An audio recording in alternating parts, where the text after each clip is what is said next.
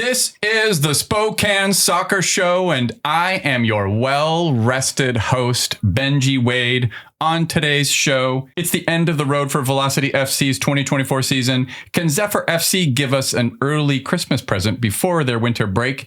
And the women's GOAT finally got her 2024 crown. Joining me to serve up only the best vibes about all things soccer in the fine city of Spokane, it's 509 Syndicate founder and my friend, Jamie Bartlett. Welcome back to the show, Jamie. Hi, Benji. We're doing this. It feels like it's been longer than 2 weeks. Does it feel that way to you? Yeah. Since I recorded a podcast, but also since I'm losing track of time completely. When were we last? When were we at Flatstick watching the championship final? Oh, that was that was less than a week ago. Oh, that was a week ago. Yeah, you're right. Yeah. A little over a week ago. A week ago Sunday. A week ago yesterday. 5 days. 2024 has felt like 10 years packed into one for me for reasons. November has been painful. Oh my gosh. Let me start with some basics, some housekeeping. You brought me a cup of, we think it's coffee. If you ask my wife, it's not. I will not be pursuing a sponsorship from Dutch Brothers Coffee, I don't think, after what I'm about to say. And I believe it's Dutch Bros. Dutch Bros, sorry. Yeah. Not Dutch Brothers. Yeah, you're right. Yeah. I actually did a little correct when I started to say brothers earlier in my post on the Instagrams. They are bro-ristas. Oh my God. My daughter was one. This is why I know. So, okay. On the way here, you said I'm swinging into Dutch Bros. Do you want anything? And I said no. But then I was like, why not? You know, when in Rome or when in a place filled with sugar. And what did you request? And I said, hey, just give me black coffee. And you were like, that's not how this works. Nobody orders black coffee from Dutch Bros. And I kind of know that Dutch Bros, by inclination and reputation, they serve up piles of sugar for their customers. Delicious. Yeah. Masquerading as coffee. This is black coffee, but it does taste like, I'll elevate this to like Midwest diner coffee.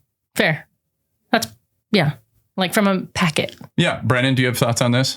I just know every time I order any type of coffee, my order is a Americano, like with white chocolate and cream. It's always too cold or not warm enough. Yeah. And this is tepid. And it just tastes like crap. Oh God. Can I say that on this podcast? You can. Shout out Kevin Parker and local Dutch Bros. For catching strays on this. I think they're doing all right. Yeah. They're doing fine. They will not miss my patronage whatsoever. That never existed anyways. This is the first beverage from Dutch Bros I've ever consumed. Wow. You kind of know that when you see people serving up these plastic things filled with random ingredients, you're like, that's not for me. As a coffee person who I'll just drink straight up coffee. Yeah. Yeah, it's not for me. I am married to a coffee snob, and this is not what this is. That is not what this is. I am a sugar consumer. And I will say, as a nutrition professor, no such thing as junk food. No such thing. Just junk diet. Just energy. Yeah. What's in that? Sugar. Okay, but what is it technically? What did you? It's an energy drink. It's a Rebel. So I get a blended Rebel. It's basically their energy drink, and then you get sugar added to it for flavor. So mine is Sour Patch. Oh, you are really like 9 years old. Yeah. This is amazing. On so many levels. I wish I tried to, let's be transparent for our listener. I tried to order an iced mocha after realizing my mistake, and you said, too late. Too late. You'd already ordered. Yeah, they're on it. They're fast. Okay. Well, this is all to say hello. Welcome back to the show. Thanks. Thanksgiving is upon us this week. Jamie, what are you going to do for Thanksgiving? We're just hanging out with the fam. Just my kids in town. Okay. Yeah. That's good. Where's your kid live 364 other days of the year? Portland. Oh, nice. Yeah. Not too far. Yeah. She works over at OHSU, the med school over there. So you're going to experience this. Your kids go off to college and you don't get to see them as much, and you have to like beg and borrow to get them to come for holidays, and they become busy. And I've always heard these rumors about when your kids turn 10, 12, whatever, it's like beginning of the end. Yeah, but that's the best age. I love that age. It is fun, but I did also read this stat thing that came up. It said something like, I'll get this wrong, I'm sure, but it was like you spend 75% of the time you will spend with your kids between the ages of 0 and 18. Yeah. Oh, wow. And I think that's even top loaded into the first 12 years. And then between 12 and 18, it's only a little bit of that 75%. Yeah. I saw a version of that. Really sad. That said, when you go off, it was from your perspective with your parents, but you go off and live your life, you will only see your parents something like 40 more times. So think about if you see your parents twice a year for however many years. I can't do this. Sorry. I saw an Instagram post by this woman who for 28 years or something like that, she had taken these photos of her parents waving goodbye to her when she would. That crushed me. Yeah. Yeah. With your kids. I know. Sorry to bum you out. What are we doing? Come on. It's Spokane Soccer Show. We're super psyched to talk about soccer, I think. We're going to do some shout outs. You ready? Yeah, Did you bring any shout outs? No, because I think you're going to cover what I have. So we're going to start with the one and only that counts.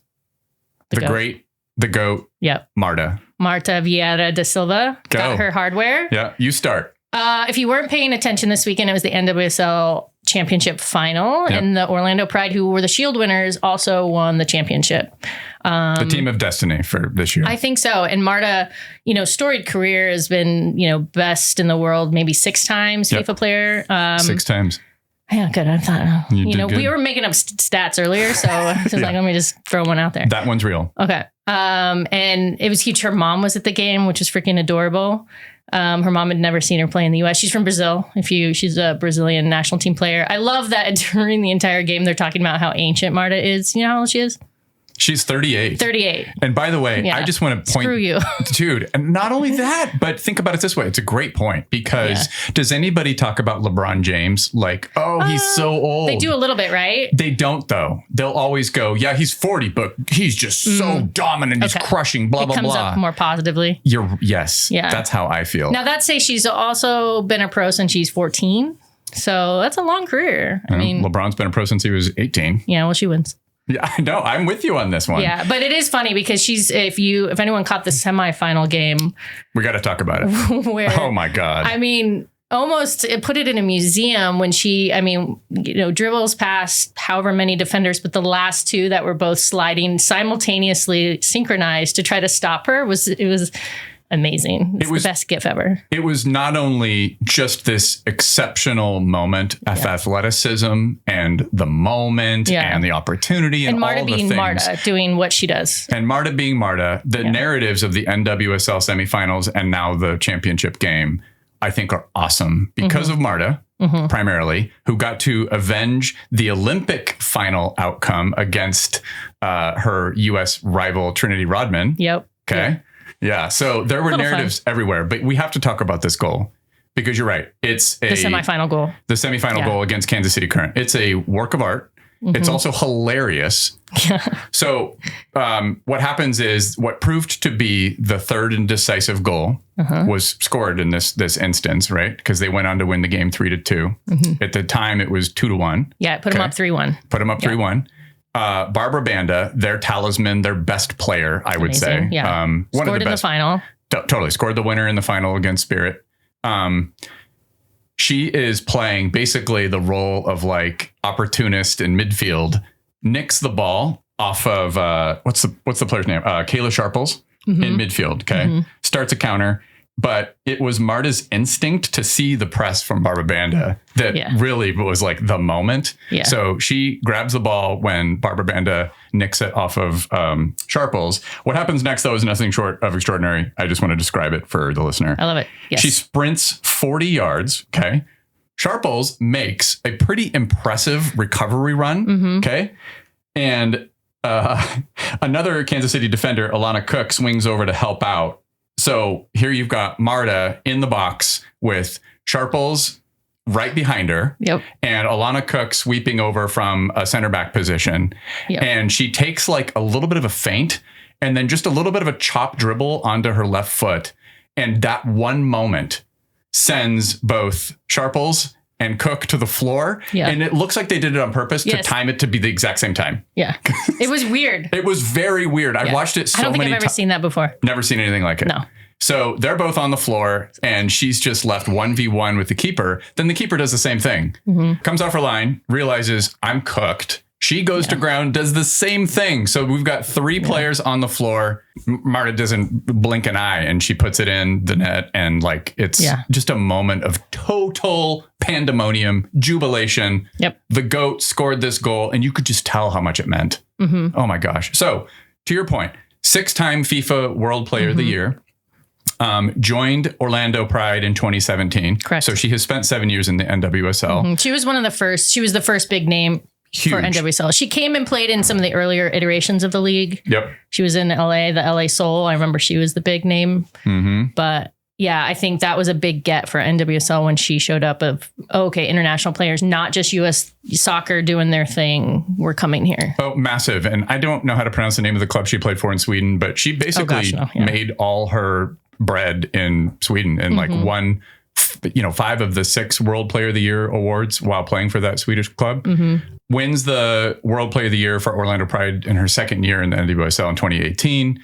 And I just, the fact that, Brazil played really well in the final against the US in the Olympics and she came up short. So this was just nothing short of spectacular. That goal, go look it up on YouTube and watch it 50 times like the rest of us have. I could go on, but I also just want to say, I don't think, so they go on to win the final. And I don't think in that Kansas City Current game, by the way, I could have possibly cheered more for MARTA versus Kansas City Current because of, Patrick and Brittany Mahomes. And it's such a, I don't think we want to go down that road. But no, thank you. Then the final is played in Kansas City at the That's right. CPKC, whatever the stadium's name is. Which is the first women, purpose-built for women's soccer stadium. Yeah, so shout out to the Mahomes family for putting as much money. There's a few other folks on that ownership, so it's true. Good point.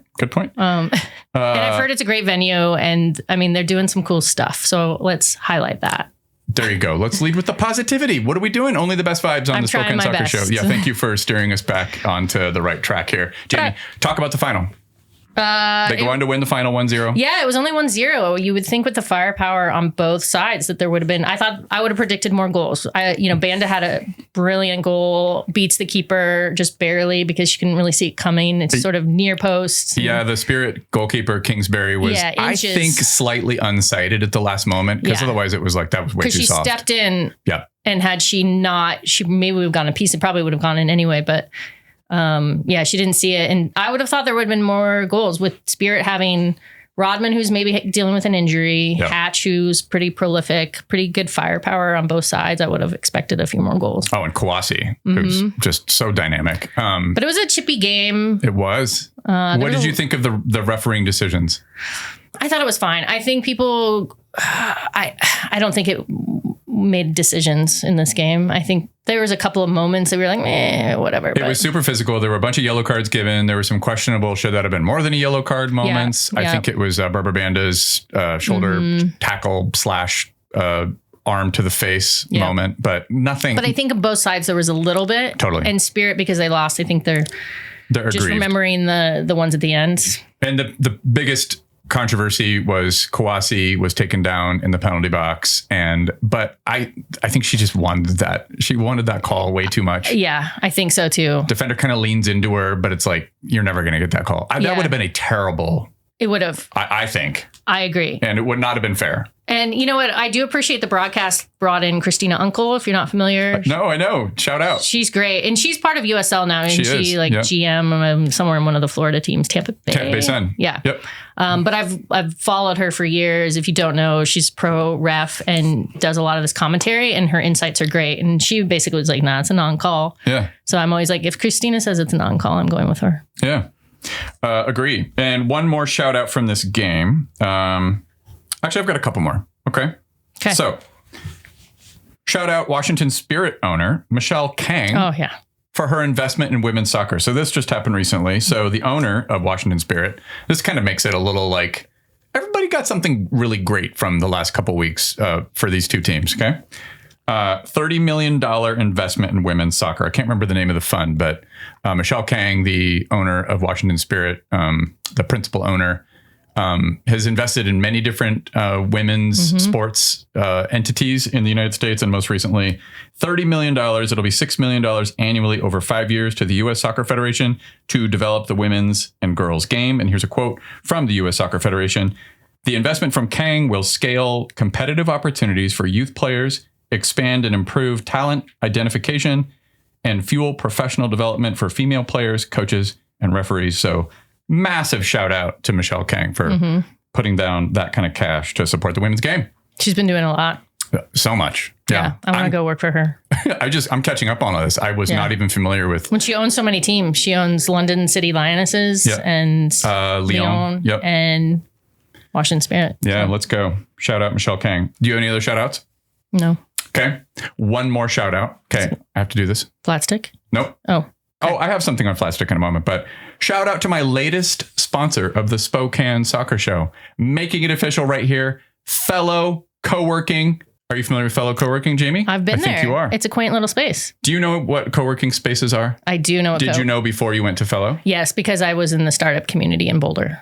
Oh, perfect. And they've got some great ones there. Yeah. So it's great. Tell our listeners what a co-working space is. In my experience, which by the real quickly autocorrects on your phone to cowering space. There are plenty of places in Spokane to cower, my friends. Yeah.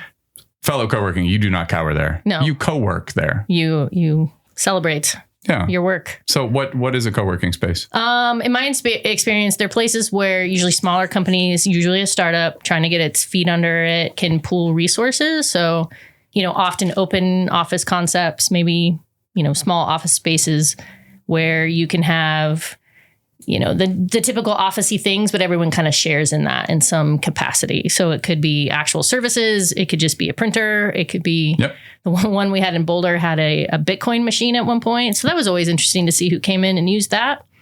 I saw a stat the other day. This guy built an app for somebody and he found the person on eBay. I can't remember exactly the details, but the dude paid him $10,000 in Bitcoin. And this was in 2012. Oh, crap. That's a lot of money. As long as you know where your passcodes are. And then he got rid of the Bitcoin. He just sold it to get the $10,000 equivalent, whatever, Yeah. I can't even remember the number. It was something obscene, like $200 million, I think. Yeah. It was something that crazy. Anyway, great definition of what a co-working space is. Think of it like a gym membership. It's month to month. We do have some suites, private offices that are, I'm saying we because I am one of the co-owners of Fellow Co-workings. We're keeping it all in the family here. USL folks. got its start in there. USL, thank you. Good memory. They were a tenant of one of our private suites.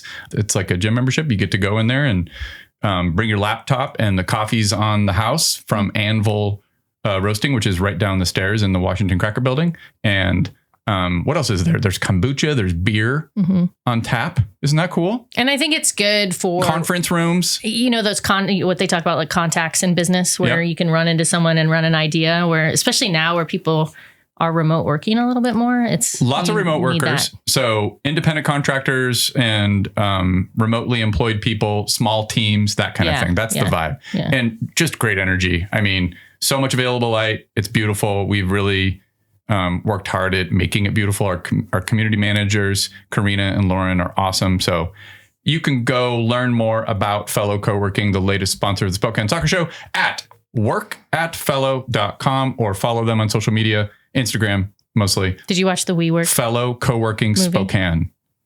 I did watch the WeWork. Me and my lessons learned. Me and my business partner Luke, who started Fellow Co-working together. We did a podcast once upon a time for Range. If you haven't followed Range Media, you should also do that. And we did a review of the WeWork documentary, not the biopic. Oh, okay. Yeah, which I haven't seen. I've heard it's good. It's pretty good. Yeah. All right. Anyway, shout out Fellow Co-working. Yes, Jamie mentioned it. She was right to do so. Shout out to everyone who showed up for the Velocity FC final game at Flatstick. Shout out Flatstick for hosting this crazy frenzied run of unexpected success in the USL League One tournament. That was unbelievable. Yeah. And the final, you know what? I thought there's no result of this. It's not a disappointing end. I was going to say, a disappointing end, blah, blah, blah. No way. That is the most overachieving end we could have hoped for. So, shout out to the team, and cannot wait to see what happens over the winter. I have more notes on that in a moment. Cool. So should we get into that a little bit? Brief conversation about the 3-0 game? Sure. Okay. Let's talk about it. What you paint a picture for us of what it was like to be there? How many people? It was only, everybody got there like 10, 11 o'clock in the morning, and it was already crushed when I got there like 10, 15. Yeah. People couldn't get in at a certain point. That's right. Yeah. So they hit capacity. I had people go, I can't get in. I'm like, sorry.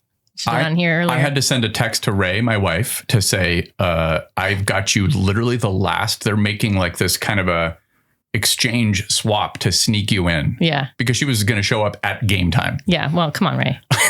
It's true. Let's get your shit together. It's just final. It's a watch party. That is a totally separate topic, and we can talk about that someday. And we need to talk about that someday. No, it's okay. I'm kidding. Yeah, the spousal support is, it can only go so far in so many hours. And if memory serves, it was something for our daughters, as it always is. Fine. We describe ourselves, and I've heard people make this joke before and thought, that's stupid. And now I'm experiencing it. We are literally like Uber drivers for our kids now. I used to think that joke sucked, and now I think it's not funny at all. No, it's accurate. Because it's real. Yeah, totally. Yeah. It's not funny. It's just reality. And then they get their license and you're psyched, but then you're also terrified. Yes. No, I don't want that. No, it's terrible. I can't even imagine. Greta's going to turn 14 soon. Yeah, good luck. Dude. Yeah. She's already talking about learner's permit, et cetera. And I'm like, well, I drive a 5-speed. And she's seen that. Nice. And she's like, doesn't understand it. She better learn. No kid sees a person use a clutch and a transmission like that anymore. They're like, what is he doing? Why is dad constantly fiddling while he's Don't driving? I just hit buttons? Their other friends are like driving around in Teslas and whatever else. And she's like, this thing, your car sucks, dad. No, she'll be appreciative. And I think my car is like cool. And she's like, it might have been cool among you, like burnout Gen X hipsters. Is it a Subaru? No, it's a Honda. It's a Honda Fit 5-speed. I love it. Brandon's looking at me like I'm crazy. Anyway, flat stick. Flat stick. Shout out. Okay.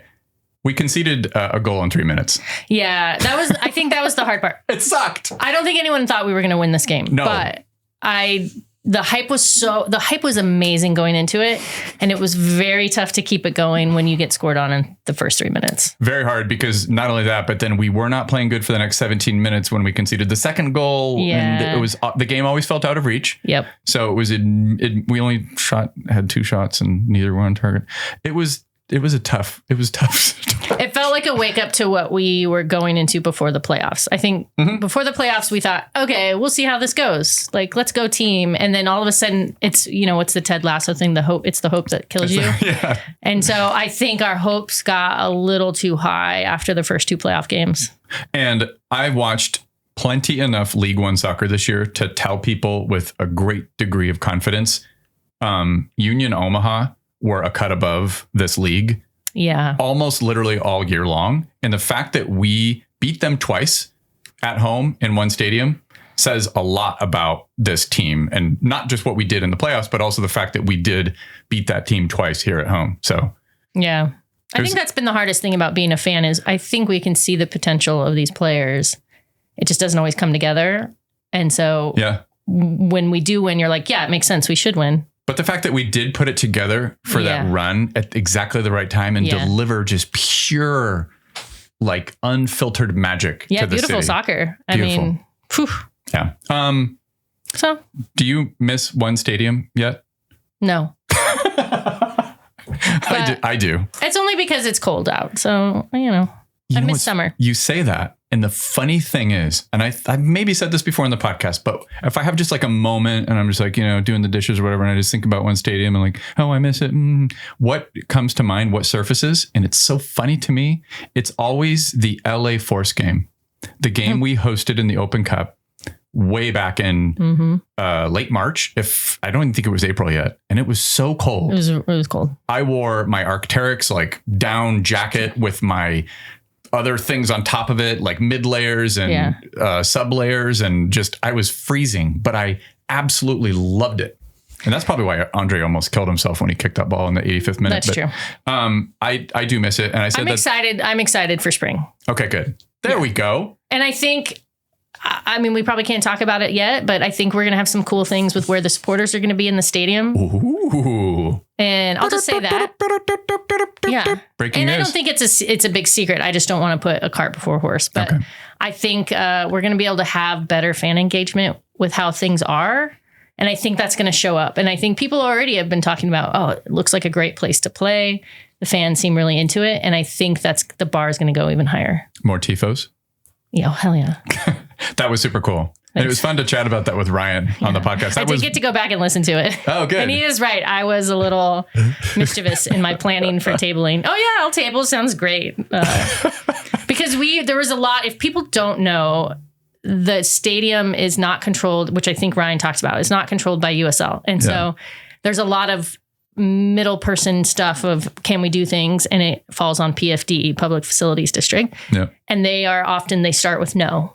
I will call them out. They are not the easiest group to work with. And so we didn't know if by doing something quote unquote illegal that we were going to get yelled at and kicked out and whatever. It wasn't like Battle of Algiers level subterfuge by you all, but it was still so fun to look at your little childish grins as you knew you were about to do something naughty. Yeah. I loved it. In part 2, because we were waiting so long to do it. And so. Because we've been talking about it since freaking March. Like, we getting longer? Can we do TIFOs? Yeah. And we finally did one, a mini one. Yeah. Proof of concept, and I thought it was brilliant. So more to come. Good job by you. Off-season announcements are imminent for Velocity. I can't wait to talk about that. We'll dive in before the end of the year, probably, because we're going to find out who's staying or going. There's already been a little... Do you have any tea? Well, I can tell by just reading between the lines. There have been a few players who have done a share with like a little bit of a description of their first season with Velocity, The ones who put on social media, like, it's been so great. Are those kind of the... those are the people you can definitely count on being back. So far, that's only been, to me, that I've seen. I maybe missed one. Cameron Miller, Luis Hill, and Colin Fernandez are the only people that I've seen share like a story saying, loved a season, can't wait till next season type of thing. I'm pretty sure Cameron made some type of reference. I am not trying to get myself into trouble. Ryan. Yeah, he didn't say anything. Gareth, if you're out there. Lee. Okay. I'm just going by, Colin said can't wait till next year. Like, Colin Fernandez is coming back. Like, you can shock me by him not coming back, but that would be totally shocking. Okay. And obviously Luis Hill. But announcements coming soon and I can't wait to dive into it. When do you think we'll get those announcements? It'll be soon because last year it was in December when all the movement happened. Okay. I mean, they've got to go into like preseason and crap. Plus, they're doing open tryouts. So, announcement, breaking news. If you'd like to play for Velocity FC, here's your chance. Open tryouts December 7th and 8th in Seattle. Here in Spokane, January 18th and 19th. And I just immediately had to write a little note to myself. Cold? Like, January can just be... If you can't do it, then... Yeah. Don't show up. I don't know what's going to happen there. Do you get to go? What? Do you get to go watch tryouts? Oh, no, definitely not. Oh, that was like some cloak and dagger shit last year. And I was like, they were like, yeah, but that was last year. Which I can totally understand. And the reason being, because they'll often have a player try out who they don't know if they're going to sign the player, blah, blah, blah. Because those tryouts, to be clear, it'll be players from literally around the world will travel here. They will be professional soccers engaged in contracts that just ended or whatever, right? So it's real. Like the open tryout thing, I don't want people to picture like it's Benji, my dumbass, like going out and trying to play soccer. Old bag no.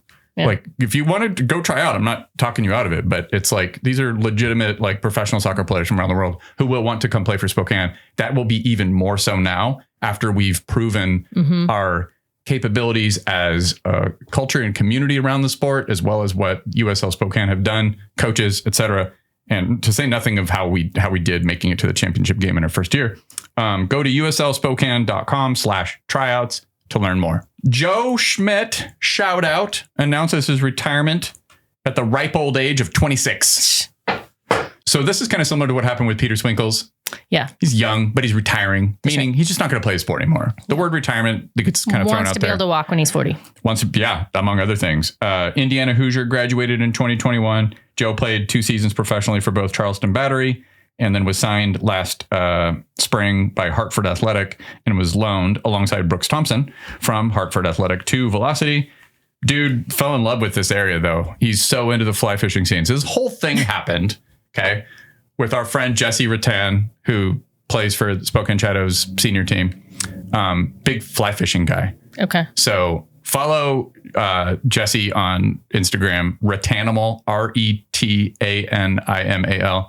He has great images of like catching fish. That's all he posts to his Instagram page. He's a guide, and he and Pierre Reedy, Colin Fernandez, and now Joe Schmidt, who joined the team in midsummer, they've just been all over this area fly fishing. That's cool. So I think Joe Schmidt might stick around. I guess I'll find out and I'll let people know. Wish him well on whatever comes next. He's been playing soccer competitively since he was a toddler, so I hope he gets a chance to rest. Let's take a quick break, Jamie. When we return, we're going to catch up on all things Zephyr FC. Boom. The Spokane Soccer Show is supported by Spokane City Credit Union. Are you a customer at a big dumb bank? Well, stop it. At a bank, you're just a customer. At a credit union, you're a member and a shareholder. You can help make decisions about what the credit union does do or doesn't do. Banks just want to get bigger by swallowing up smaller banks one at a time until there's only one or two banks left. Nobody wants that. Well, except for big banks. Since 1934, Spokane City Credit Union has remained independent, relevant, and local, with a focus on the financial needs of individuals and families in Spokane City. Go to sccu.net, Spokane City Credit Union, serving Spokane one member at a time. It's like, what's the scene? You ever watch the movie Dogma? Oh, I don't think I've ever seen that. Oh. I don't really like the whole Kevin Smith experience. I definitely like those early things. But Dogma's pretty funny. Clerks, they're my age. Clerks came out right when I was like the most impressionable. In fact, quick anecdote. When Clerks came out, these two dorks work in a convenience store / video store / whatever. Yeah. Video store and a convenience store next to each other. Yep. And there's a point at which, this is so weird. What is the Kevin Smith's friend's name in that show? Silent Bob and Jay. Jay. Okay. Mm-hmm. Jay has a moment where he's getting ready to log into his computer or a password or something. And he gives his password, and it was the same exact password that I had working at Blockbuster Video. So if somebody wants to watch Clerks, they'll know that number, and they'll be like, that was Benji's login for Blockbuster there was a Video. Blockbuster anymore. When I was 17 years old in Anchorage, Alaska. It's crazy. Alaska had some of the last stalwart Blockbusters, didn't it? I think the last. They made a documentary about it. I thought the last one was in Oregon. Yeah, I'm losing track, but I know there was the last few successful one. Yeah, I remember watching the documentary, making tons of money. Anyway, okay, I gotta find a way to keep that in the podcast because it's kind of funny. Let's talk about Zephyr FC. Okay, the remainder of this year is going to be spent on the last two games in the first half of the schedule of their games, and I'm behind and catching up because the last game we saw was the one we hosted here. And that I talked about on the podcast was when Marley Canales scored the game winner against Tampa Bay Sun. They have subsequently gone on the road, which started on Halloween evening. And here's what's happened. They lost 1-0 in that game to Brooklyn FC. It was a mistake by Taylor Almer trying to play out from the back. I think she took a weird heavy touch in early in the game, the 20th minute. I can't even remember. And what is her name? I'm going to mispronounce it and get canceled, but it's like Grabius. Yeah. She's been their most prolific goal scorer. Grabius. Yeah. It's something. Yeah. And she scored a hat trick since that time, but she just was like, oh, thank you. And grabbed the ball. And it was a really tidy finish, by the way. Mm-hmm. But that happened against Brooklyn FC. We went on to lose that game 1-0, played very competitively after conceding that weird goal. After that, what happened? We've got back-to-back draw starting with Carolina Ascent. We drew 0-0. Very even match, 14 shots for Ascent, 12 for Spokane. We did, however, strike the post. I had to go back and look this up 4 times, Jamie. Yeah. And that was when it was so hard to watch that game because here's what was happening. I would look ahead and I'd be watching Spokane Velocity playing against Forward Madison in the semifinal. And then I would look over to my right and I would see Zephyr playing Carolina Ascent. And it was on both TVs at flat stick, but it was very hard to watch the Zephyr game, knowing the stakes of the Velocity game. Yeah. And the fact that Velocity was, where they were at.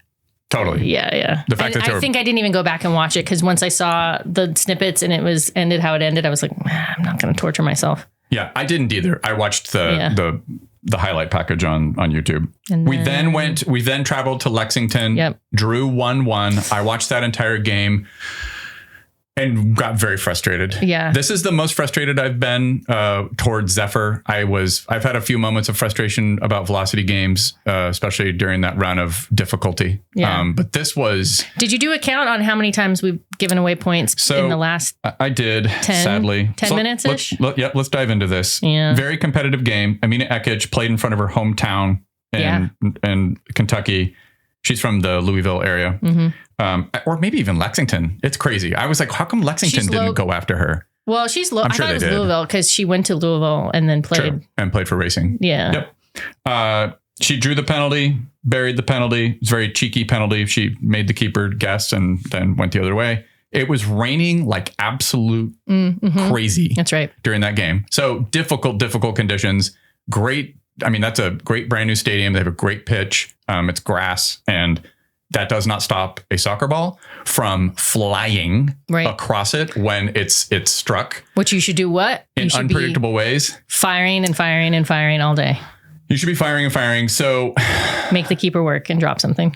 This was tough because we killed off a large portion of the second half under pressure. We attempted to kill off the second half and just hold on to that 1-0 lead. And it's just so dangerous to do that. So, because what happens is you have a young player. In this case, it was Haley Thomas. She makes one mistake. Yeah. She's on the touchline on the left, playing left back after Taryn Reese was injured and Katie Murray's no longer playing in the left back. So Haley's got that job and she's doing really good. She's playing that position great. But it was just one moment of kind of madness. I think she was going to try to play a weighted pass down the touchline for whoever, I admit might have been Jenny Vetter at the time. And it just, again, the conditions, she doesn't hit it squarely and it goes right to a Lexington attacker who goes, oh, thanks, squares it. And the forward for Lexington's there and just buries it and hope Heisey doesn't really have much of a chance. So that was frustrating. And the stat that you're looking for, Jamie, is it's the 4th game out of 12 where we have given up a goal in the last 20 minutes. And it's the 3rd game where we've gave up a goal in the last 3 minutes to either lose or to draw with our opponents. Those are not numbers you want to see. No. Because it suggests that something as far as mentality, tactics, approach to those really, really important moments is not actually going according to plan. Yeah. But, and you feel that going into the next game, right? Because it's right at the end. It's you hang on to those unless... Well, let's use that as a segue to talk about the game against Dallas Trinity. Okay. Dallas Trinity 0, Spokane Zephyr 0. I texted you directly after this game and it was so funny. Your response was surprising to me because for me, I'll just start by saying, coming off of that game against Lexington where we gave up a totally silly goal and didn't end up getting all 3 points that I think we deserved, I thought we played the best that I've seen this team play. It depends on how you're defined. Yeah. So what did I say? I said I was bored. You were bored, which I can understand. Yeah. And I did go back and watch it. I think the soccer was good. It was from both teams, by the way. I think, yeah. And I think Dallas Trinity, I've been on record about this. I think they're one of the 2 best teams in USL. And they're one of the highest scoring teams, right? I think, and the fact that we held them to 0s is notable. I think Heisey had a great game. We didn't just hold them to no goals. They only took 8 shots and only had 1 on target. Yeah. That is a fantastic. They only had 1 on target? I feel like Heisey had at least 2. I would have thought so too, but no, 1 save. That feels incorrect. Yeah. I would have thought so too. I think you're probably thinking about the fact that they did strike the post at one point. The only reason it depends on how you want to define best game, right? I think possession looked great. Yep. Possession is great. But I remember even thinking about it, watching it last night, because I was like, why was I bored in this game? And there was a moment, it might have been in the end of the first half or early in the second half, where possessing forward, we're nearing the attacking third for us. Yeah. And then we start to pass it back and all the way back to Heisey. And so okay, let's talk about this. I get the possession. I get why we do this, right? We want to stretch the defense. We want to pull them in, but there is a point where you need to just freaking go for that goal. And I think a couple players have that mentality. Like I think Ekic does it all day. I very rarely feel like I see her looking for that pass backwards. I feel like I see her only looking to go forward. And that's, as a fan, I'd say the same is true of Kenzie. I would say the same is true of Jenny Vetter. And those were the subs who came on. Yeah. And that's what you saw. Oh my God. Infusion. We deserved that goal. Can we just pause and talk about that for a second? The offside. And it was offside. It's funny because was it? Because it was hard to tell on the angle. Yeah, totally. Kenzie's mom sent me a screenshot. She didn't argue it. No. And that's always telling. Yeah. And even the angle that Kenzie's mom sent me, it's like, if you look at that and go, yeah, if you drew lines on that picture, she's offside by like a hand, half a yard. Oh, okay. No, it's a decent. Because the TV angle was coming from the opposite side and it was behind. Yep, exactly. But it was Katie Murray who came on as a sub, delivering a perfect ball, and through her endeavor, I have more things to say about Katie Murray in a moment, but that would have been so awesome. So Kenzie Weinert was narrowly offside by maybe half a yard, but it was right after they came on. The passing was great, and that infusion of them, and so that's my point of being bored is like, why are we subbing them in then? I know, Kenzie's probably got limited minutes load or something because she's probably coming back from an injury. Yeah. But I think that's correct. there's other players who can bring that. And Vetter did it too. Yeah. Why aren't we coaching that to some degree? I want to see a little bit more of that early on and not when we're desperate late. And But so you know what I loved though? Here's what I loved. Okay. We did not concede a stupid goal. correct. We did not try to batten down the hatches and like play on our heels and just go, you know what, we're just going to kill this off and be happy with a point. No, we definitely didn't. That No. team tried to score a goal for 90 minutes plus. Okay. And maybe that was the best we could do against that. Like, Katie Murray and Julianne Vallerand were so good. yeah, both of them. Holy crap. Julianne Vallerand, welcome to the club. Glad to see you. We have some very, very capable fullbacks on this team. And I will include Haley Thomas on the left. She's been very good in that position with the one mistake in the Lexington game. But we've got Julianne Vallerand. We have Alyssa Bourgeois.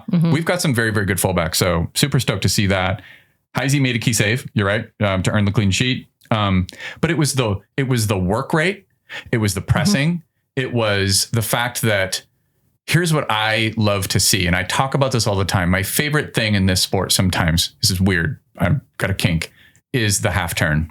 I love it when a player, and it's a technique thing. It's a technique thing, but it's an attitude thing. And it's a positioning thing. It's how you as a midfielder, what you're doing with your body when you're receiving the ball, when you're doing all that back passing crap that we do. I'm kind of sick of it. Both teams, Velocity and Zephyr, are doing the high possession, low tempo thing a lot at times. I think that actually Zephyr have played far more direct than Velocity ever have. But that said, what you're talking about is something that started to click for Velocity recently, where that final 8 to 10 yards that Lee Viedman talked about when he came on the show recently, of not getting to that final third and getting around the edges of the box and then deciding to play it back and just too cynical to Gareth Southgate, it was in this game. They weren't doing that a lot though. They did it a couple times, and you're right. There were a couple moments where I was like, oh, playing out from the back is still an issue, but in a team that's playing together for the first time. Yeah.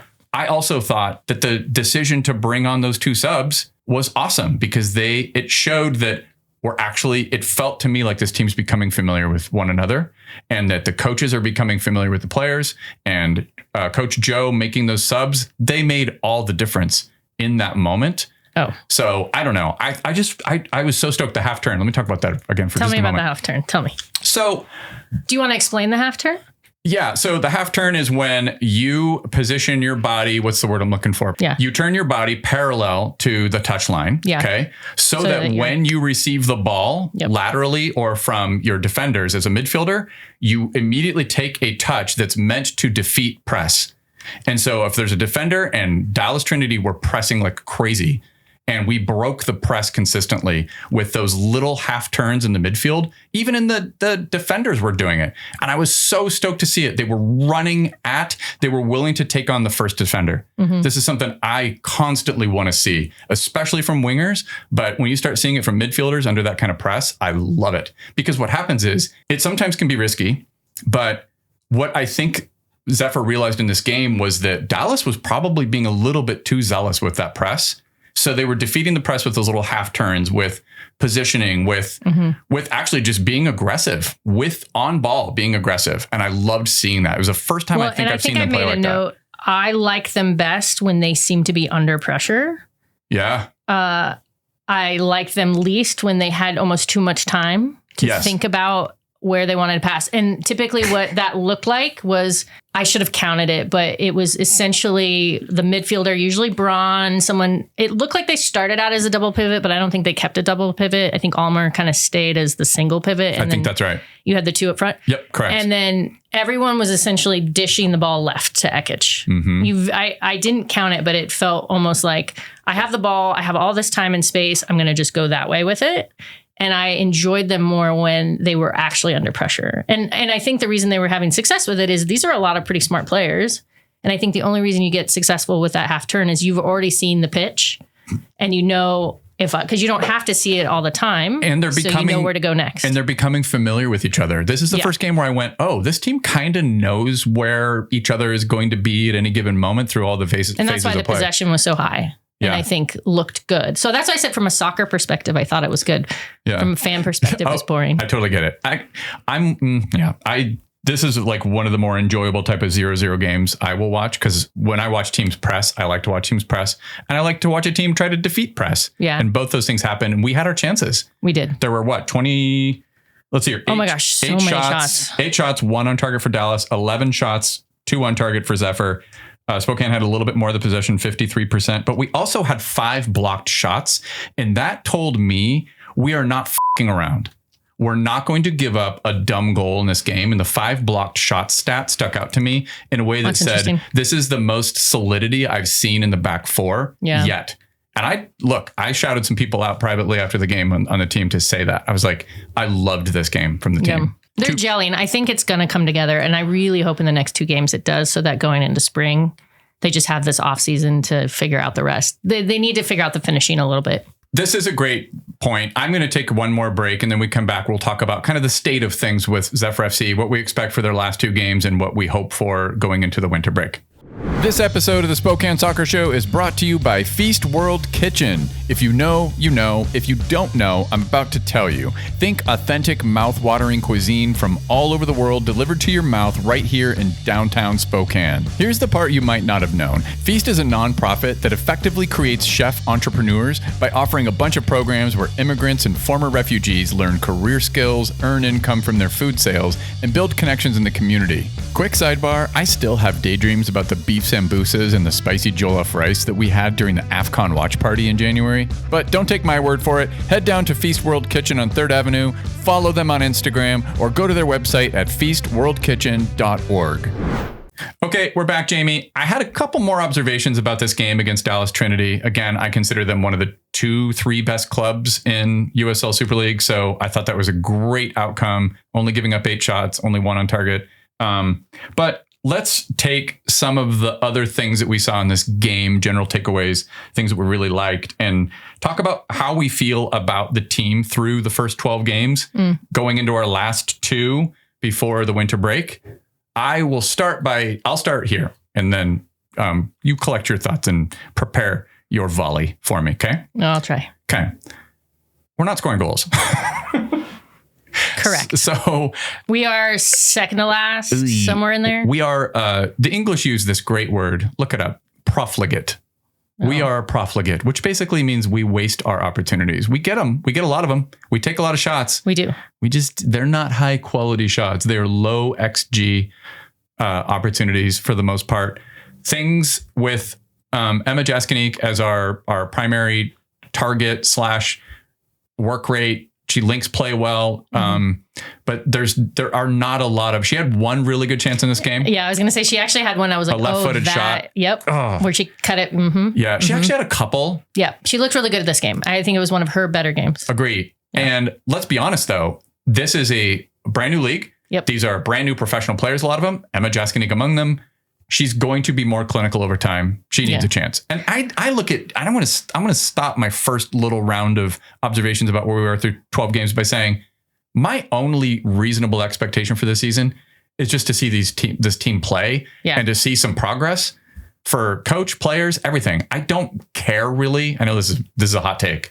I don't give a shit about the playoffs. I know that's terrible to say because I really would love it if we did. So only the top 4 teams make the playoffs. But I really just want to see them play and see improvement. I will say, how long do you get to say this is a new team? Because every team in the league is new as well. Yeah. So every team in the league is having the same, are they cohesive? Are they doing the things? Yeah. Do they know each other well enough? Every team is doing that. So on some level, everyone's doing the same thing. So I think it's almost fair to... I think the same way about the rest of the teams that I do about Zephyr, because everything I thought was great about Dallas Trinity, they've had a couple stumbles. Sure. Carolina Ascent looked like they were just going to run away with things. Now they're like, we got some things to figure out. We can't score either. All these teams have had moments of being like, they're the it team. Fort Lauderdale had their moment in the sun. They've slipped. So our comeback is coming. I don't think Brooklyn FC, they might be in first place right now, but they're not. No one is running away with this thing. Yeah. So I feel okay about the entire league as a whole to just go, I just want to see. And I agree. Yeah. So I'm saying that as I don't think we get to use the excuse for everything that they are just new. Yeah. And, there's an element there. All the teams are new. Because there needs to be, if your point would be there needs to be some improvement and progress, you can't just be like, we finished the season and we didn't score a goal in our last 8 games. Right. That's That's not good. That's not okay. We still need to see some development. Yeah. We need to see progress. I'd like to see Riley Tanner play. Yeah. Can we get some run out? This is just me, a fan. I have no inside information. This is not me like second guessing anybody. I'm just kind of saying, for me as a fan, I would like to see some of these other players get some run out. I would too. Get McKenna out there, get Molly Rouse out there, get Riley Tanner out there. We also did have 2 ACL injuries in this team, and I always have to remember that.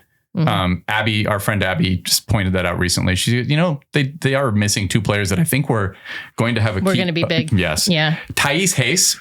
I'll just say this. Speaking of MARTA and Brazilian women's soccer players, I think in terms of like our ability to unlock an opponent, I think Thais was factored heavily into the plans of this team.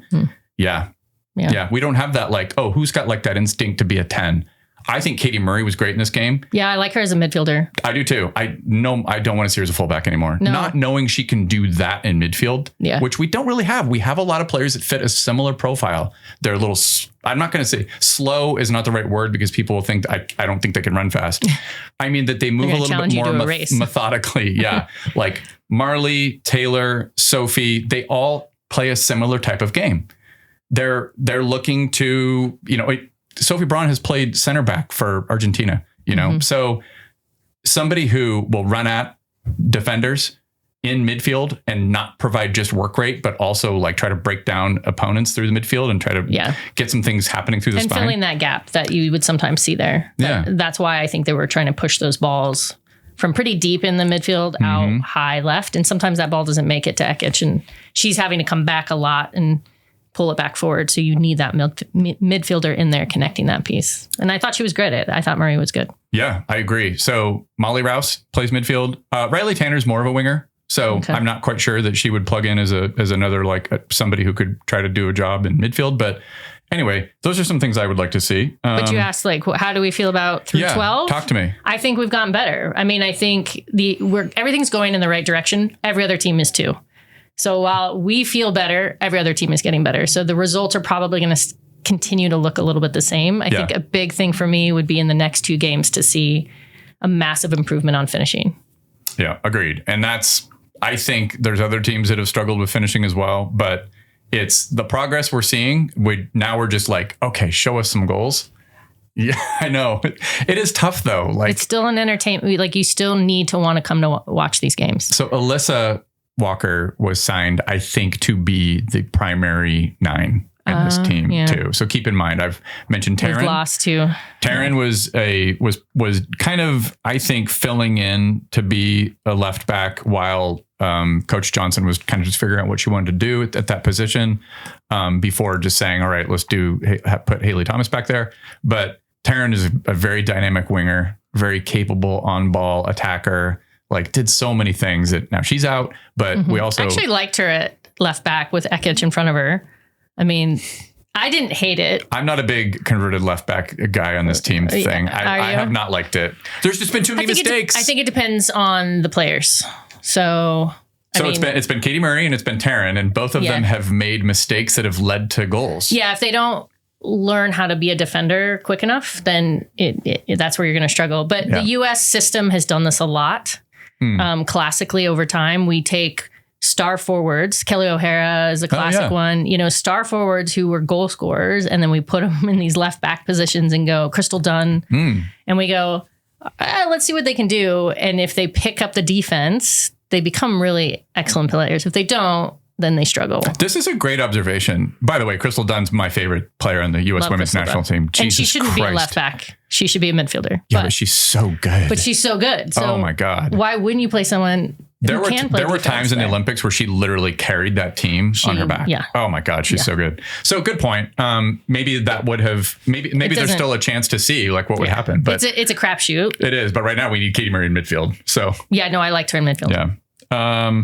Any other notes about where we're at this point in the season? I really liked the defensive solidity in these last few games with Sydney and Sarah in the middle, and then Haley on the left, and Julianne Vallerand on the right. Julianne Vallerand not only did a job in the attack. She had 4 chances created, but she was a baller defensively too. Yeah, I really like the defense. And I think Clark is probably going to be one of those unsung heroes. Oh, she's so good. Because I don't know, she's reading things well. And then she does get back and have these great tackles.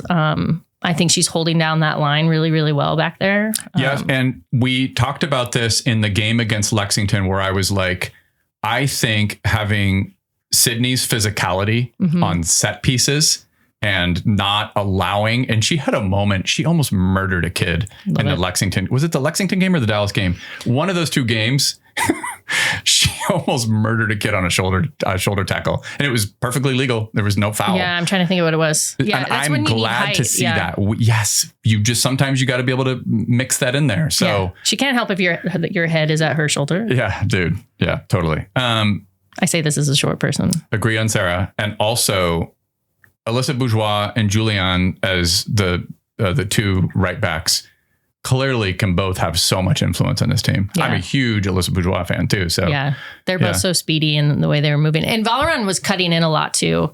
Sometimes I would see her and I was like trying to read on the screen what number on the back. I was like, oh, how the hell did she get over there? Well, her profile coming out of West Virginia was as an attacking player. At least that's how I scouted her. I was like, oh, she's got a lot of attacking skill. Yeah. So yeah, be very interesting. What other notes do I have?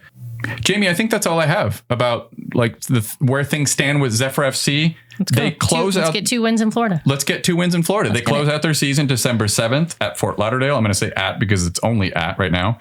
And then December 14th, Tampa Bay Sun. Next guest on the Spokane Soccer Show. And Jamie, if you would like to join me for this guest appearance, that'd be great. Coach Katie Benz of the Gonzaga women's soccer team. Yeah, let's go. Between now and Christmas, we've had one exchange of like, it's so busy this time of year. Yeah. But I love the idea of the symmetry of last year. The last guest I had before Thanksgiving was Chris Watkins, which was like, you could be bad luck though. Settle down. No, I don't think she's not how this is going to work. Okay. You bite your tongue. So I would love to throw out there, maybe we either watch the Fort Lauderdale game or the Tampa Bay Sun game. And then together, maybe we could just go to like one of our watch parties with Coach Benz, watch a game. And then we can chat about the game a little bit and then talk about the season that they just had and the one that's ahead. Sounds great. Because I just real quickly, just to preview that conversation, I'm so impressed with what that team did, given the fact that there were 7 freaking transfers, a few of them very much like all-American players who, by the way, did you see? Florida State didn't get... Nope, none of them. I know. Florida State, Arkansas just lost to Stanford. Kind of heartbreaking. They were up 1-0 and then ended up losing in added time. This is why you play the game. There's comebacks all the time. Yeah, totally. My Buffs didn't go, but that's okay. I saw that, but they lost to number 3 Wake Forest. It's fine, yeah. Hey, there's no shame in losing. They beat Georgia. It was a good win. I didn't realize Wake Forest had that kind of year. I didn't either. I know the ACC is insane. They've had programs historically, especially on the men's side. Wait, is Wake Forest still in the ACC? Don't ask me that question. I don't know. I mean, the fact that like Cal. I don't know. Arkansas beat Cal 1-0 and to get to the Sweet 16. Yeah, I don't know how. And I thought that was surprising because I didn't think Cal was that great. Gonzaga drew with Cal. So anyway, I think they had a great year considering all the drama that went into this before the season started. Yeah. Shout out Chelsea Lee, Marissa Garcia, Lauren Town, all those seniors that finished their careers. And it looks like they're recruiting some new ones. I'll be excited to see who's coming. I can't wait to talk about. Yeah. We'll get some tea on the new players that are going to be playing for Gonzaga. Okay. Happy Thanksgiving, everyone. Don't get trampled in Black Friday wars. Thank you, Jamie Bartlett, as always, for coming on to talk some shop with me. And thanks, everyone, for listening. Thanks, Benji.